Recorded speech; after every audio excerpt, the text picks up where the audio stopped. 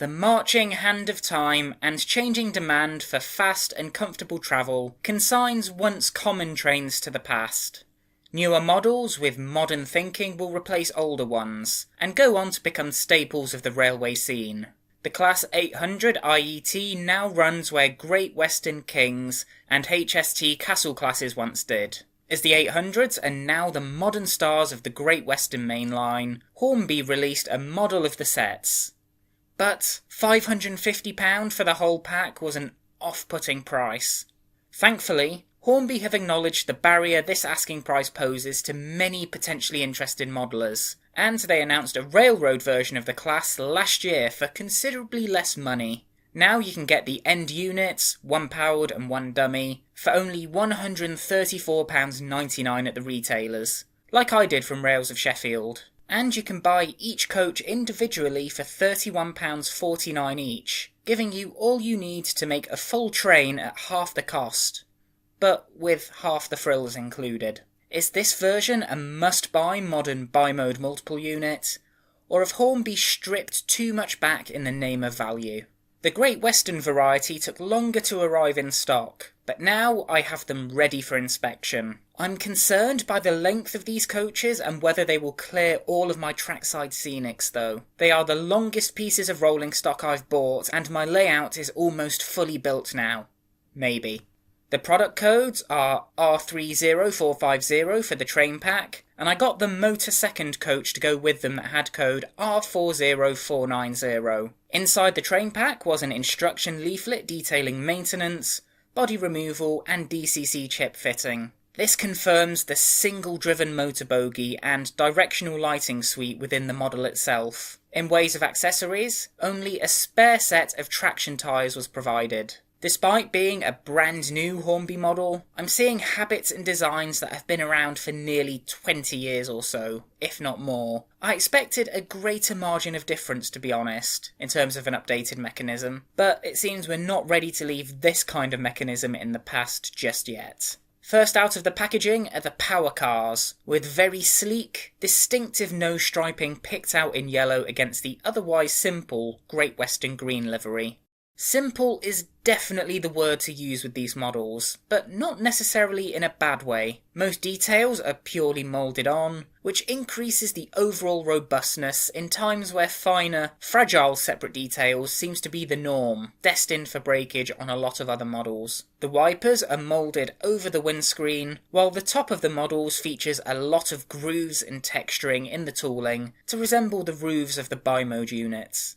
On the sides we have moulded handrails, but the door handles are separately painted. The decals are very good quality for a railroad model, as is the orange striping around the roof edges. The very minor issues I did spot with the paintwork were faint bleeds of paint in between the panels, on either side of the yellow nose stripe, but it's so minor that it's inconsequential to how the model looks overall. It certainly doesn't foul the green or clear headlights. The biggest difference between this and the main range Class 800 is the lack of interior lighting and detail. The windows are simply blacked out and reflective here, which is actually one of the main reasons I waited for this version of the prototype. My older multiple units, diesel and electric, mostly have this effect and no interior, so this will fit right in with my existing fleet. Having one super detailed model with a miniature interior against others that do not felt to me like it would stick out like a sore thumb. I'm one for consistency wherever possible. There are still nice little details on this though, despite the shedding of many. I like the legible destination boards printed on here, and that each coach has a different letter, but now I feel the need to get the whole set of coaches A to E, which requires 2 more coach purchases.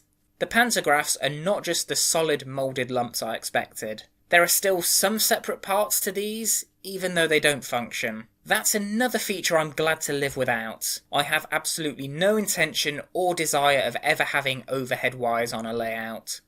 While the fans don't function, and aren't even separate parts, I love that the fan detailing has been included in the tooling suite to this degree of finesse. No idea why that in particular called out to me, but hey. The ends of the units have plenty of detail, as well as clipping couplings with no alternative. I'm surprised no spare couplers were included, given these are supposed to be expanded with the addition of coaches. The bogies are really well detailed for the railroad range, and there's plenty picked out in the tooling. Speaking of bogie detailing, there is none under them on the dummy unit. The motor bogie is... I hate open bottom bogies with exposed gears like this. It's just asking for trouble when a loose bit of whatever gets sucked up inside to ruin the gearing. Surely Hornby could have spared some expense for a base keeper plate? No? Here's most of the motor second coach, letter B, which just fits within the photo box. It is a perfect match livery and tooling wise with the end units. I'm just missing coaches C and D. A, B and E don't really work together, unless I name this train Abe. The roof detailing differs appropriately and is exclusively moulded. Underneath, the chassis is almost identical as well, besides some added ladders. From here we can see the kinematic couplings that can move. Being completely non-standard, I'd definitely have expected some spares to be included with the train pack. On the scales, the power car comes in at 265 grams, which is a hefty weight for a largely empty, long vehicle. The dummy car weighs in at 160 grams, twice the weight of my powered Bachmann Thomas, and the motor second coach came in at a close 146 grams, slightly more than Dapol's new auto coach, which did have interior detail. The wheel gauging came in at a consistent 14.4 to 14.5mm across all the models, which is spot on where it should be.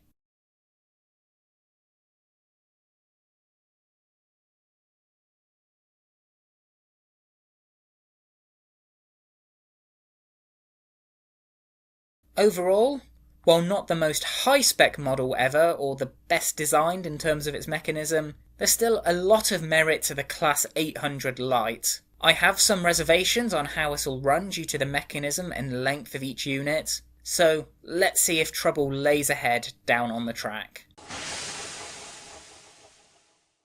Before embarking with the tests, I had to admire the close alignment of the corridor gangways. This looks so much better than I've seen on many coaching models straight out of the box. I just hope there's no interference around bends. Crawling to life? The 800 doesn't have the smoothest startup compared to other models I've tested recently.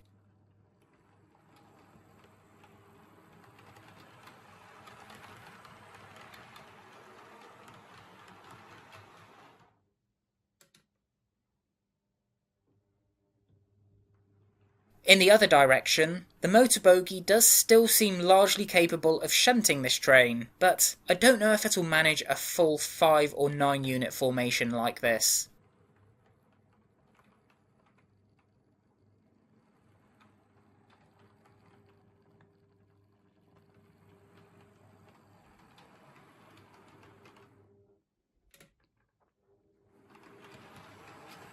At a leisurely speed, it seems to run nice and smoothly.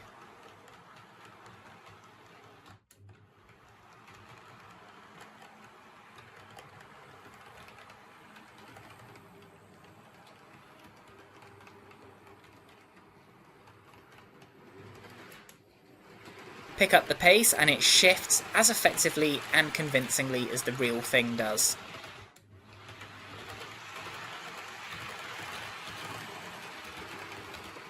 Time for the points test.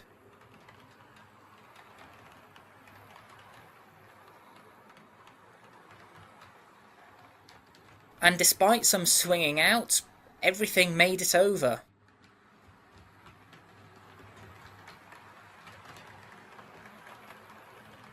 In reverse, the whole train made it across the streamline points with no drama.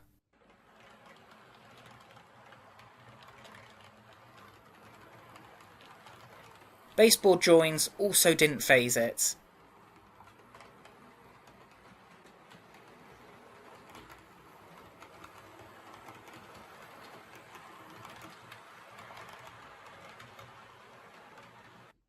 Time for a test lap around the layout.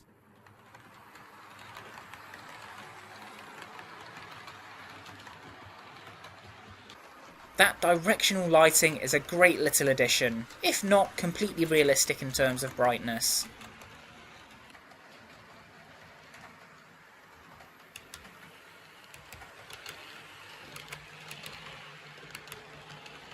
but it made it round all the curved joins, crossings, and hasn't hit any of the scenery.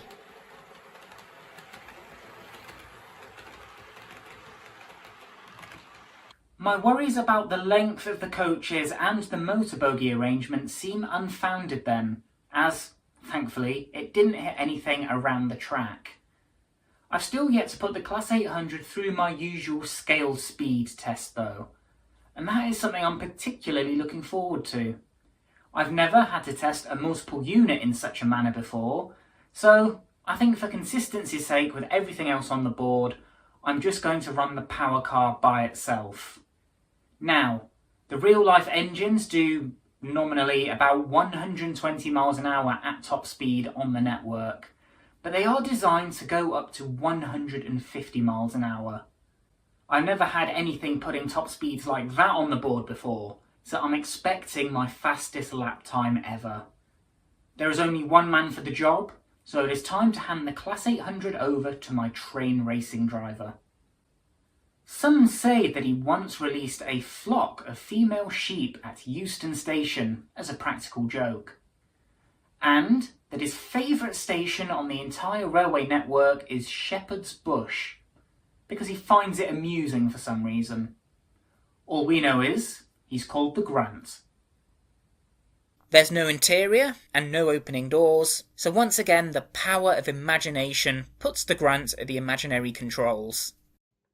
And off the 800 goes at 50% speed on the controller, so quickly that by the time I finish saying the sentence, they'll probably be back in the station and crossing the line. To give some kind of comparison on the lapboard, here's my considerably older Hornby Class 390 Pendolino power unit. This will give some indication of how the type of motor bogie Hornby are using nowadays compares to those used in previous older models. And off the Pendolino goes at, I'm not even going to bother narrating this, across the line. Those speeds were really something else.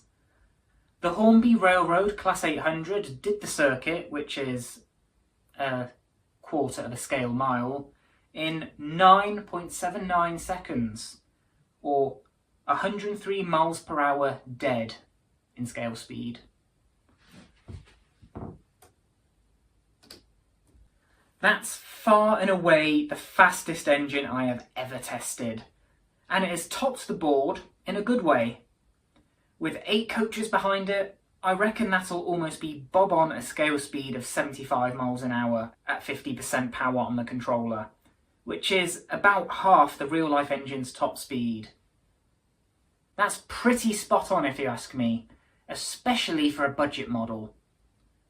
Anyway, the Hornby Class 390 Pendolino did the lap in 6.33 seconds, a scale speed of 159.2 miles an hour.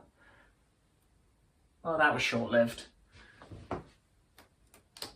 So the Class 800 spell at the top of the board is short-lived, but it's still the victor. The Pendolino has a design speed of 140 miles an hour, so it is geared way faster than it should be. So while their mechanisms are very similar, / basically the same, the Class 800 is better geared for actual scale speed running. There has been some improvement in the last 20 years in terms of Hornby multiple unit bogie design, after all then. That Pendolino is just ludicrous. I am never turning it up to 100% power. There's no coupling test to perform with this set, so all there is to say is that I really am a fan of this and it looks the part. For young kids getting into trains and railway modelling, having something so accessible that they actually get to travel on in real life is a no-brainer, and I'm really glad Hornby are catering for that portion of their potential future customer base. At the same time, they're offering a budget-friendly alternative for those who don't want every scrap of detail modelled in miniature. This model is a win-win all round for newcomers, cost-conscious folk, and Hornby as a manufacturer.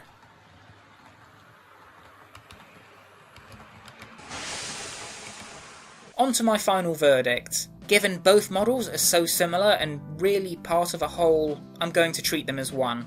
Decoration. While perhaps not quite as glossy as its real life counterpart, or as premium in finish as the full fat version, this is still nicely decorated on the whole. The livery is simple, the decals look good, and there was only a smidge of paint bleed around the yellow noses to really mention. Maybe a few more details could be picked out in better paint or colours, but on the whole, this does the job of presenting the Great Western Class 800 well. I'm happy with it. Details and features. This has the bare essentials you need, in my opinion, for having fun with model trains. The moulded details included help to flesh out the complexity of the sleek prototype. The lack of interior is right up my street, as is the non-functional pantograph.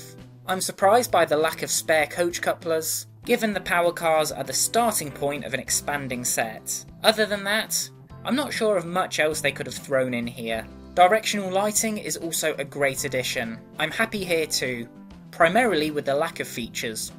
Weird, right?